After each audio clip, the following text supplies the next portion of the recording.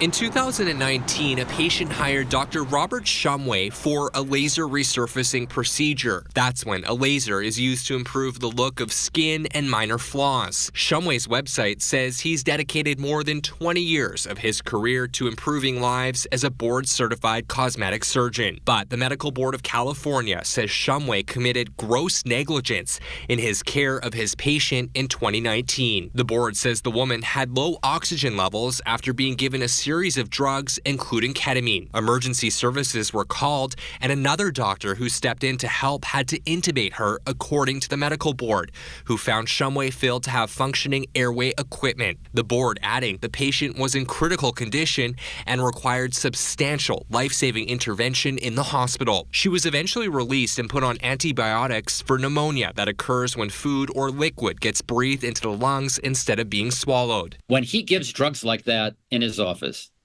he has to be prepared for a cardiac or respiratory bad reaction, which means he has to have the standard equipment for dealing with those problems. Bioethicist Lawrence Nelson read the board's decision. He's also an attorney who's practiced health law.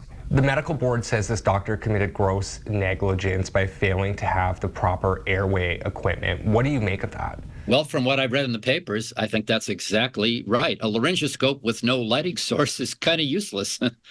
Or dangerous even. Nelson takes issue with another detail in this case. The medical board says Shumway had his patient sign a complete and unconditional liability release form. No professional should be able to waive liability for his or her professional acts. The form released liability from future care, including after surgery. It's the physician who started the treatment that should be the one providing it, not some stranger then who has to get up to speed on that patient's situation. It's called continuity of care. The medical board says Shumway committed repeated negligent acts in his care of the patient and found his conduct breached the ethical code of the medical profession. Records reviewed by Team 10 show this is now Shumway's second run-in with the medical board. In 2018, the state agency reprimanded him for false and misleading advertising about board certifications. Shumway's office here in La Jolla is offering patients free consultations and a New Year's discount. As for Shumway, he's been ordered to reimburse the medical board just over $20,000 for the cost of its most recent investigation on him.